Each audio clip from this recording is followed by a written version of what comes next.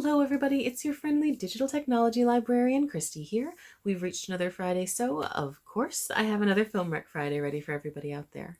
Now, if you, like me, have been caught up in a Barbie fever, you will delight in this week's recommendations.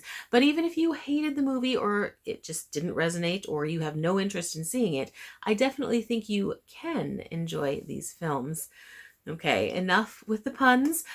But one of my favorite aspects of the Barbie movie was actually Ryan Gosling's performance as the main Ken in the film.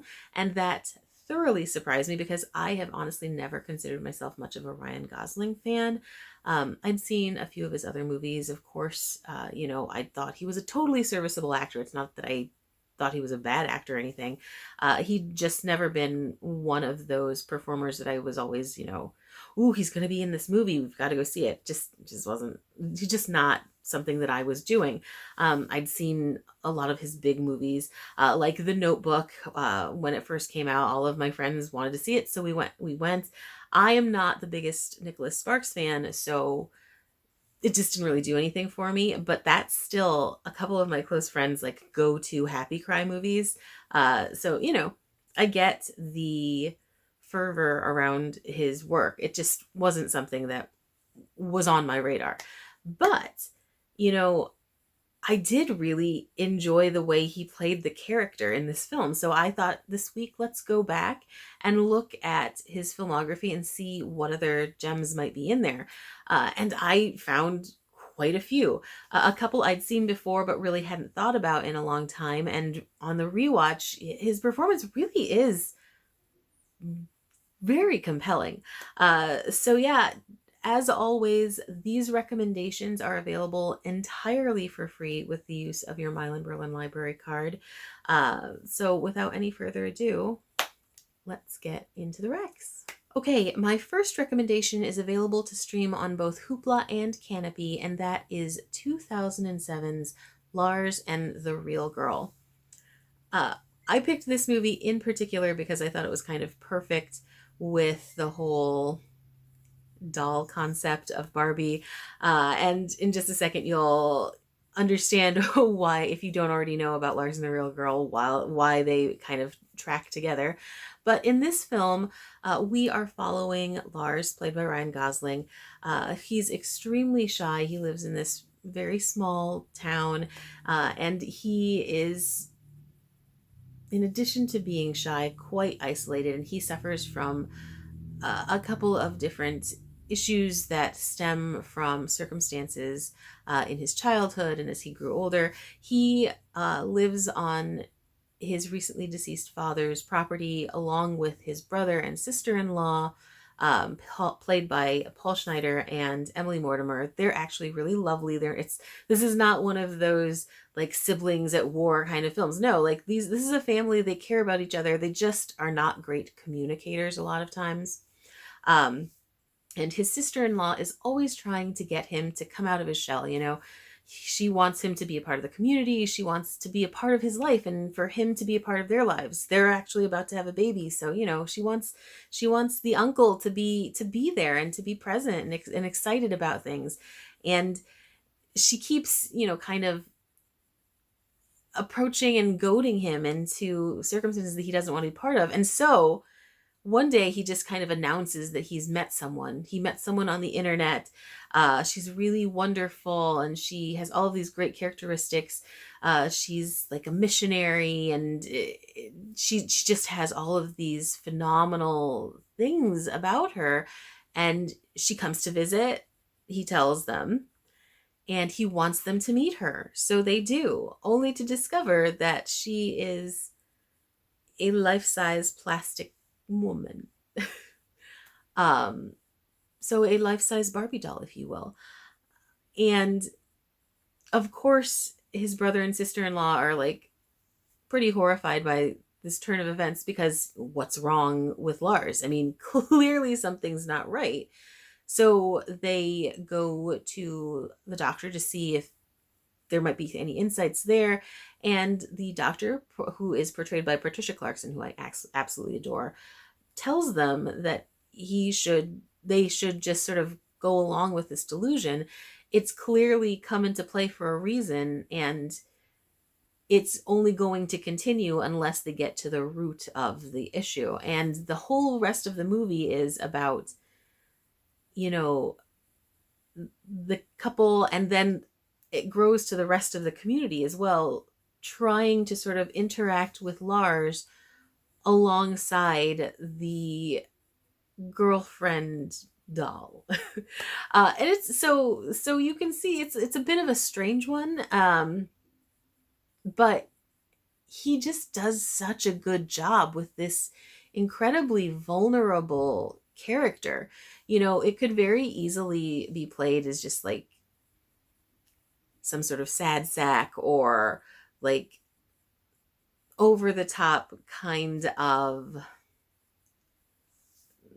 I'm not even sure exactly what the word would be, but it's definitely something that could go wrong very, very easily. It's a kind of character where you could play up the eccentricities, and he doesn't. He definitely, the entire time, goes with a very natural presentation. There's nothing hysterical or ridiculous about Lars. It really is a man who has allowed circumstances to come to a point where this is the way that he can deal with it. And he's so believable and so real, and you find yourself just feeling for him and wanting him to be able to get to the root of what all of this means. And bizarrely enough, you also start to sort of get caught up in the delusion. Like, he's so good at painting these circumstances and scenarios with her, and you can see why the town loves him, and the town wants him to, be able to move past this. But you can also see how the town people like get into and invested in this doll slash girlfriend. It's such an interesting movie, like one where you hear the description and you're like, what in the world was anyone thinking? But it works really well. And it's one of those films that I'd never watched before. I'd seen the title numerous times on both physical media and via different streaming platforms, but I just never clicked on it after reading the description. I was just like, eh. Plus, again, not being a big Ryan Gosling fan, I was sort of like, that's going to take some serious acting chops to make this work. And he does. That's what, at the end of the day, I think makes this one such a sleeper hit for me, is that, like, it was there all this time and I should have been watching it, or I should have seen it, like, when it first came out, and I just didn't. And now I have, like, the fun of seeing him portray this character and give him a real arc. Like, you see how he goes through each of the phases that he needs to go through, when at the beginning he's so isolated and wants to be, and then you see how, like, the desire to sort of end his self-isolation gets, and it's just really beautiful. I really enjoyed this movie. It was very odd. I'm not gonna deny that it is an odd film, but it is also a beautiful film, and one that's a great watch. And if you want something that features really solid acting across the board, Schneider does such a good job of his brother, because his brother, I think, is all of us. If this were the situation that we were plopped into, where we were told our sibling, friend, whomever had sort of fallen into this sort of delusional behavior that wasn't harmful in any way, but definitely was still absolutely off the beaten path, like, his response is very realistic, I think. Sort of odd disbelief, and just kind of throw your hands up in the air, what on earth is going on kind of response. And I thought that was really, really good. He does such a good job. And I've seen Schneider in several other films, usually as a secondary character, and he always is reliable again. But yeah, I think the two of them in particular do such a wonderful job. Emily Mortimer as his sister-in-law also. But yes, so great acting, really interesting, though totally weird storyline. It's definitely a must watch. So again, available on both Hoopla and Canopy, Lars and the Real Girl. Make sure you check it out. Okay, second recommendation, also available on both Hoopla and Canopy, is 2015's The Big Short. Now, The Big Short is kind of a biographical crime slash comedy drama. It was directed and co-written by Adam McKay along with Charles Randolph, and this one is actually based on the 2010 book The Big Short: Inside the Doomsday Machine, which was written by Michael Lewis. Now, Michael Lewis also wrote Moneyball ages ago, if you remember that, which I absolutely adored, both the book and the film. And the Big Short does an excellent job in the same way that Moneyball did of making a concept that might be kind of outside of most of our realms really accessible. Um, Now, The Big Short, of course, was about the lead up to and the actual 2007 2008 financial crisis, and how that was triggered by the United States housing bubble. Um, and as someone who has, in all honesty, very little knowledge about high finance and how that world works, The Big Short does a really good job of making a topic that I would generally be pretty disinterested in, to be perfectly honest, very interesting. It also explains things in a way that I think most people would definitely appreciate. It's really interesting the way the film is made and how it sort of sprinkles like the acting with these little bits of real factual information about finance and what was going on and what was motivating each of these people who were involved in the story. So you've got a number of really phenomenal actors in here. First and foremost, you have a cast with Christian Bale. It's got, of course, Ryan Gosling. You've got Steve Carell. You have so many people in this cast playing individuals who are both like the actual individuals that were in this situation, but also inspired by um, other people. And it's almost filmed and put together the way a caper movie is, if that tells you anything about the entire crisis situation to begin with. And it makes for some seriously compelling watching. If you had told me that I would be absolutely fascinated and engrossed in a movie about the 2007 financial housing collapse, I would tell you you're crazy because, one, it's one of those things that, like, obviously we think about and we thought about, especially in the time when it was happening, but not something that I would have been like, I'm going to watch this for entertainment value, you know? I mean, maybe for just knowledge factor and to understand what's going on, but because it's like a gripping film, probably not. But it is. It's both engrossing, in parts infuriating, in parts like absolutely entertaining. It's weird how this movie makes people respond and feel, because I was talking about it with a couple of other friends um, who are similar to me, one of whom is similar to me and the other of whom is not, in that we all come from uh, sort of like the knowledge of finance from very different points of view. Like, my one friend is even less interested than I am, and my other friend is actually actively involved in the financial realm. So talking about this movie is really funny because we all attach different attach our interests to different points. Um, for me, at the end of the day, I really thought the writing was so good. Like, again, how it was able to get me to understand what was going on, because really, like, I read about the situation when it happened, and not long after, obviously, and I kind of got what was going on, but this makes like some of the details very clear, details that I 100% did not understand. I'm not going to deny that at the time. And I think it's really fascinating how a movie can do that, how, and it can also compel you to find out more information. I absolutely started to look more into um, whether or not some of these statements were true and how they were made and how they related to what was actually going on. And it's just a really interesting movie.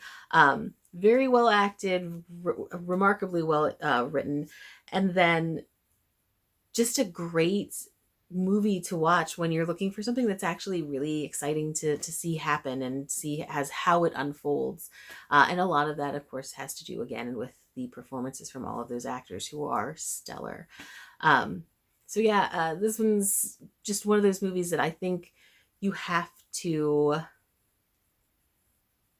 sort of sink into. You have to just be like, I'm going to watch this. It's not because how many of us are like, you know what? I want to watch a movie about finances. So you just have to be like, I'm going to watch The Big Short. And then as you do, realize, oh, this is really good. So yeah, again, available on Hoopla and Canopy. The Big Short, definitely a must watch. Okay, I have one physical media recommendation for everyone out there. This one is, of course, available via CleveNet and on DVD and Blu-ray, and that is 2006's Crazy Stupid Love. This is the one that I had watched before and had adored at the time and then just kind of forgot about over the years. But this one is a movie about a man named Cal Weaver, played by Steve Carell. He is, a middle-aged man. He's living a good life. He's got a great job, great, beautiful family, lovely children, wonderful wife. And then his very seemingly perfect life just kind of unravels when he learns that his wife wants a divorce. He's suddenly over 40. He's single. He has never been single in his life. His wife, played by the wonderful Julianne Moore, was his first girlfriend in high school, and they've been together ever since. So he's kind of adrift. And then he meets Jacob, played by Ryan Gosling. Jacob is the dictionary definition of a word I'm not going to use on this channel, but if you know, you know. And he's kind of this perfect, he's the perfect player. Let's say that. And he sees Cal looking miserable and so sad puppyish, and he kind of takes him under his wing. He sort of, in a very particular way, sort of teaches him how to be a ladies' man, because this guy can't miss, right? He finds a target and he always succeeds with that girl.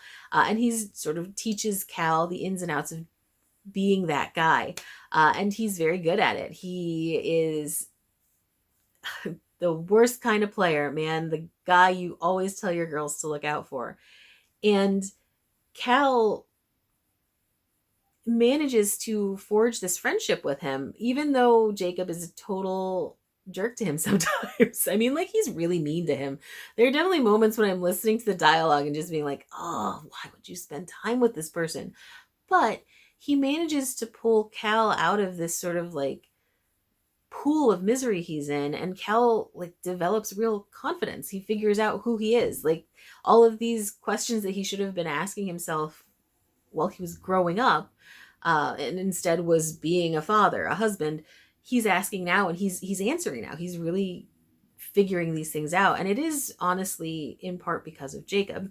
Now, Jacob goes through phenomenal arcs within this movie, and you go from finding him absolutely gross. I mean, maybe some people don't, but I absolutely found this character abhorrent at the beginning of the movie, to really quite like legitimately charming. Not that sort of like put upon, I need to get what I want kind of charming, but like really appealing. Like he becomes a full person. It's a multifaceted character at the end, and you love the relationship he forges with Cal, and you enjoy the other relationships he develops with like other people, significant people in the movie. I don't want to try and not give away any spoilers. So if you are looking for something that is absolutely hysterical, because this movie is laugh out loud funny in so many parts, is quite beautiful in a lot of ways. It's really about learning to not only love who you are, but to understand who you are, even as an older adult. And about moving on. It also is about love at the end of the day. Like, there are several really beautiful moments about many different kinds of love in this movie, both romantic and platonic. And I just really enjoyed it. I'd forgotten how much this movie resonated for me when it originally came out versus today, 17 years later. Um, but yeah, if you are looking for something that is hilarious, that is well acted, that is super duper charming, I mean, Steve Carell in this movie, I'm telling you, I love him. Make sure you check out Crazy Stupid Love. It is again available via our ClearNet service on DVD and Blu-ray. This one is an absolute must watch. Okay, so those are my recommendations for a not just Ken week this week. If you have any other Ryan Gosling related films that you'd like to recommend to fellow watchers, please comment with those below. If you have any recommendations for themes you'd like to see us cover in the future weeks, definitely make sure that you leave those. I'm always looking for help with that. As always, thank you so much for joining me this week. This was a blast to check out Gosling's filmography, and I definitely have other movies that I'm going to check out as well. So again, thanks so much for watching, and I will see you next week. Bye bye.